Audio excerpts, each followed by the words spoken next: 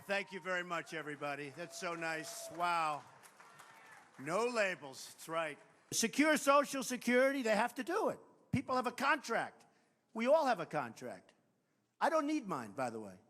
And by the way, I think if somebody doesn't want it, give it up. But it's got to be that person's decision. Okay? It's got to be that person. You know, I have friends that are worth hundreds of millions and billions of dollars. They get Social Security. They don't even know the check comes in. They'll never see the check. You know, there are a lot of people would give it up. I mean, for the good of the country. It's almost like, give it up. I want to do that. I don't know if anybody's even talked about it. I've never heard it, but I have friends that they all say, we don't want it. Let's give it up. You have a lot of people who do it. And you do it on the basis of spirit for the country, because we have to keep Social Security for the people that really need it. So important. I think people are fed up with incompetent politicians that don't get things done. I'm telling you. I think they're fed up. And I think this is going to be an election that's going to be largely based on competence, because we want our country back. We want to take it back. We want our country back. So it's really an honor to be with you. It's an incredible group. Behind me is the future.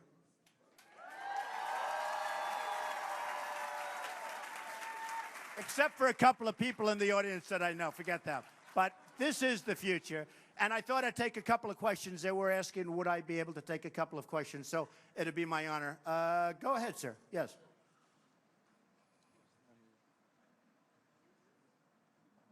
Go ahead. Sure. Wait. Mr. Trump, you look healthy to me. Go ahead. I would like to thank you for continuing this constructive conversation. As you probably know, President Bush started PEPFAR, which has been an incredible fund, the President's Emergency Plan for AIDS Relief. It has really been incredibly effective at AIDS treatment globally. And what with a group of college students across the country, really want to ask you is if you would commit to doubling the number of people on treatment to 30 million people by the year 2020? Well, I like committing to all of those things. Those are great things. Alzheimer's, AIDS, so many different. You know, we're close on some of them. On some of them, honestly, with all of the work that's been done, which hasn't been enough, we're not very close. But the answer is yes. I believe so strongly in that. And we're going to lead the way. We're going to lead the way on that. Okay, yes, sir. Michael Arado Gavrish, Derry, New Hampshire. Good. And I am impressed that you are here in person, I have to admit. That's good. Thank you. I'm going to throw a question at you, and I think it's going to be a hard one for you to answer. Go ahead. So here's the challenge. Compromise has become a dirty word. If the other side said, we will do this, this, and that, and all they asked for you was for a tax increase, a specific tax increase, or getting rid of a tax deduction, what could you offer at the table, again, as a gesture of compromise? Okay, well, let me just tell you, the word compromise is not a bad word to me. As a negotiator and having written The Art of the Deal and having made deals all my life, and I'm coming out with a book in 3 weeks. It's a rough title. Does anyone know the title of the book? It's a rough title. Crippled America. You know, I'll tell you, it's a very sad title, because Simon & Schuster called me. They said, we'd love to do a book. And I said, I started writing, and I worked with a group, and they're great people. And I realized how much negativity is going on. And I said that, and then they sent this great photographer on, and they took these beautiful pictures of me smiling. I'm smiling, so happy, you know, I'm smiling. I look nice. My wife said, you look really good there, great. But I didn't use that picture. I used the worst picture in the whole group, and it's mean, it's angry, because I'm angry about what's happened to the country. And I put it right on the cover of the book. It's the worst picture, which shows I don't have as much ego as it's a horrible picture. But I like the word compromise. We need compromise. There's nothing wrong with compromise, but it's always good to compromise and win, meaning let's compromise and win. Now, as far as taxes are concerned, you know, I put out a plan where I'm reducing taxes very substantially. In fact, we're bringing corporate down to 15%. We're bringing tremendous tax reductions to virtually everybody. We're getting rid of a lot of the deductions, like carried interest, which is meant for the hedge fund guys. I mean, these are hedge fund deductions. We're getting rid of them. The hedge fund guys don't want to talk to me anymore. They wanted to give me millions. I'm self-funding my campaign. I'm not taking money from hedge funds or anybody else. They want to give me millions of dollars. I don't want it. Because if I take it, I got to be like Jeb Bush. I got to be like Rubio. I got to be like all these guys. And I got to do what they tell me to do. Because believe me, they're puppets. Believe me, they are puppets. So I'm self-funding my campaign, but we have asked for a very major tax reduction and a major, major simplification. So I think you'll be very happy. And the word compromise is absolutely fine. But if you're going to compromise, ask for about 3 times more than you want. Do you understand? So that when you compromise, you get what you want. Okay. Yes, go ahead. Go ahead. She doesn't have a mic. Who's got a mic back there? Okay, good. Oh, look who we have. Good. Good. I'm Allie Null. I'm Miss America's Outstanding Teen, and I travel across the country and teach kids about saving money, which is hard. Our government isn't even fiscally responsible. So I'm asking every single candidate, and I've been waiting to ask you. In particular. Yeah, of course. So specifically, what are you going to do about the $18 trillion deficit? All right. Well, what we're going to do, I mean, we do, and by the way, it's not 18 trillion, it's now $19 trillion. So we have now $19 trillion in deficits. 19 trillion. You know, if you look, we owe, when I say that, we owe, this is what you're talking about, we owe 19 trillion as a country. And we're going to knock it down, and we're going to bring it down big league and quickly. We're going to bring jobs back. We're going to bring business back. We're going to stop our deficits. We're going to stop our deficits. We're going to do it very quickly. Oh, how? Are you ready? Number one, we have tremendous cutting to do. You have a Department of Education that is totally out of control, massive costs. And, you know, some of the Republican candidates like Common Core. I'm totally against Common Core. I want local education.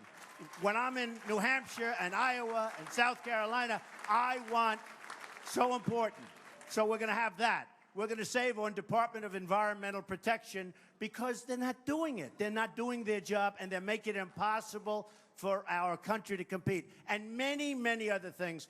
Hundreds of billions of dollars is going to be saved just in terms of running government. In addition to that, I'm going to bring millions of jobs back into this country. Okay, darling? Thank you. Okay, question. Mr. Trump, yes, ma'am. My name is Michaela Connery, and in the spirit of problem solving, I'm wondering if you're at all concerned that some of the divisive language you use on the campaign trail undermines your ability to solve problems. I have to say what I do. You know what? I mean, I understand. Here's the thing. I went to Ivy League schools. I know what's divisive. I know what's not divisive, in all fairness. And what you do, I don't want to necessarily be politically correct all the way down the line. Because I'm seeing people, they can't even function. I see politicians, they're afraid to say anything because it's not politically correct. And they know the answers, and they refuse to give them because they're afraid it's not going to be politically correct. And I am going to have to be who I am. Now, at the same time, I'm running against a lot of people. It was 16, now it's 15. As you know, one dropped out. Many are going to be dropping out, I think, very soon. If they're smart, they're going to be dropping out. Many. Too many people. Too many people. When it becomes a different kind of a situation, you'll see I'm going to be much less divisive. But always remember this. I never start anything. I never start. I said before, counterpuncher. I don't start. They start. They get very nasty. I mean, whether it's Lindsey Graham, whether it's Perry from Texas, I get along great. Then all of a sudden they start, because they're dying, they're doing so badly, that they figure, I don't think anybody in this room wants to have somebody that's not going to fight back. The problem we have in this country is we have people now that don't fight back. They don't fight back. And the country is tremendously, the country is being hurt tremendously by it. Okay. Another question. Yeah, go ahead. Go ahead. Go ahead. Mr. Trump. Thank you, darling. Thank you. My name's Kyle Smith. I'm a student leader with the No Where Labels are you? chapter. Where are you? I'm over here, sir. Okay, Hi. go ahead. We'll do you right after. All right. So I just want to say thank you, first of all. And I was wondering what your plan is in working across the aisle to increase civic engagement among millennials, getting college students So involved. important. And namely, also student loans. Yeah, so important, and that's going to be worked on. The one thing I get maybe more than any other question is student loans. I'm getting it from the students. They go out, they get an education from great colleges, many great colleges. They become the best student in their class. Everything's great, and then they can't get a job. The best way to solve it is to create jobs, but they can't get jobs. The students are going out, they're in hock. They're borrowing money all over the place. They borrow the student loan money, which is, by the way, one of the only agencies in government that makes a lot of money, that's the one place maybe we shouldn't be making so much money. But it's the question I get more than any other question. We are going to be cutting that down. We're going to give people incentive to go out and get an education, but most at a much lower price. Don't forget, these schools, because they get so much money from the government through the student, they're raising their fees to a point that's ridiculous. They don't need to get that kind of money. They don't need to get that kind of money. Because of the fact that the government is giving out so much money, you take a look at what's happened to the cost of education, and believe me, it hasn't gone up that much. So we're going to do a number. We're going to get those numbers down. And also, we're going to have jobs. So when you graduate, you're going to end up getting a nice job where you're very happy. Okay? Thank you. Great question. Go ahead. Go ahead. I'm curious what your perspective is on the Freedom Caucus, or AKA, I guess, the Tea Party, which, of course, has been at the heart of. But I love the Tea Party. Okay. I do. I love the Tea This is Party. good. The You know what? problem The is Tea Party, compromise. I'll tell you about the Tea Party. These are people, in all fairness, because you can't really, these are people that love this country. They do love this country, and they want the country to be great. I mean, it's very important. Go ahead. Yeah. The issue is, for example, I see not to offend anyone, but quite frankly, I see the Planned Parenthood it's a deck chair on the Titanic. So that's where I'm coming from. But that's their point of view. To shut Sure. down the entire government over it. Yeah, well- it's kind of the small-worlded mindset. Well, they don't is a want concern. Planned Parenthood funded, and I think a lot of people understand that, including me. They don't want it funded. I mean, I understand that. Right, So, I mean, you do have that. yeah. A lot of people feel that.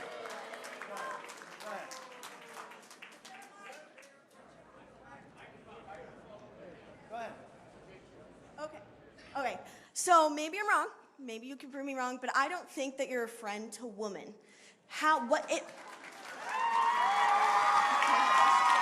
I knew I shouldn't have picked her. I knew I shouldn't have picked her. All right, so let me give you that answer right now.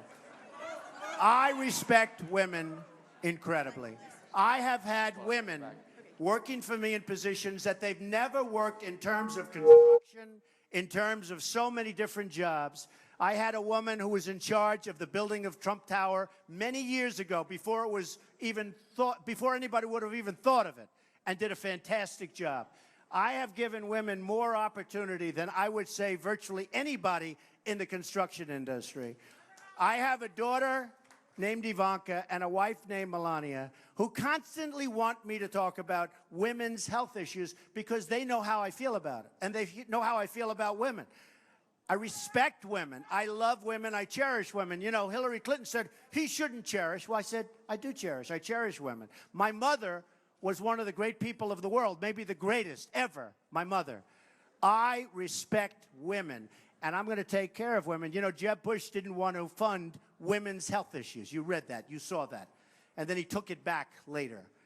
I will take care of women, and I have great respect for women, and I do cherish women. And I will take care of women. And I'll take care of us also from the enemy, meaning the enemy on different shores that's looking to come in and do numbers. Believe me, I will take care of the people in this country far better than any of the folks that you're looking at right now. That I can tell you. Okay. Yeah, go ahead. Go ahead. Go ahead. Oh, I thought it was finished.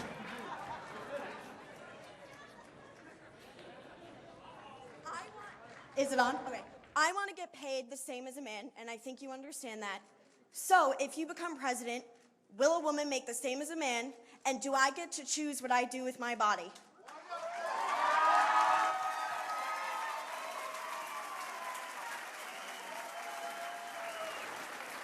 You're going to make the same if you do as good a job. You're going to make the same if you do as good a job, and I happen to be pro-life. Okay? I'm pro-life. Okay. Question? Any other questions? Yes, go ahead. Go ahead. You have the mic back there? Yeah. Go ahead. Do you have a mic? Go ahead.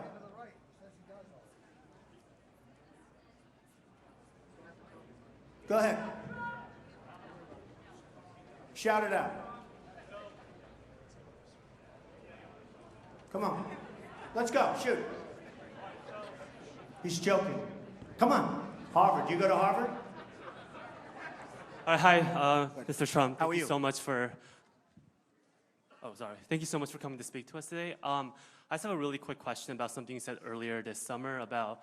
Basically, you said that South Korea takes advantage of the United States in terms of the defense spending on the Korean Peninsula. Right. You said True. they didn't pay anything. However, I just want to get the facts straight and say. Are you from South Korea? I'm not. I was born in Texas, raised in Colorado. But I just want to say. I just want to say that, no matter where I'm from, I just like to get my facts straight, and I want to tell you that that's not true. South Korea paid $861 million. Which is peanuts compared to what it's costing us. Yeah, but the United States also has geopolitical. Excuse me. It's peanuts compared to what it's costing. It's peanuts. And by the way, they are a very wealthy country. Part of the problem when we talk about, like your question about deficits and about losing and why can't we do, we're defending Germany. We're defending Japan. We're defending South Korea. We're defending so many countries. We get peanuts. We get nothing. We get, you're right. We get a small payment. It's a fraction, a tiny fraction. And I say all the time about South Korea. I ordered 4,000 television sets recently for a big project. They all come from South Korea. My only bidder was South Korea, except for Sony, which is in Japan, and they lost their way, okay? My only bidder, whether it's LG or whether it's Samsung, these are wealthy countries. We have 28,000 soldiers on the border of South Korea. So we defend Germany, which is sending cars and everything over there, it's an economic behemoth. We're defending Japan. So here's the deals that we make. We defend Japan, and we have to defend them with our lives. If anybody attacks Japan, we have an agreement. We have to go and attack and fight and die and spend. But if anybody attacks us, Japan doesn't have to do a thing. That's the way we run things. It's not going to happen with me, folks. It's not going to happen with me. And if we're defending people that are far richer than us, they're going to have to pay for it. We want to help them. But why are we defending Germany? Why are we defending South Korea? Why are we defending Japan and they don't do anything for us? We're going to have great relationships. But why do we pay the cost of defending the world? And when you look at your military budget, yeah, it's far higher than anybody else's. But you know why it's higher? Because we're defending all these countries, not helping us. So we are going to change things around. And we're going to make America great again. Believe me. Thank you all very much. Thank you. Thank you.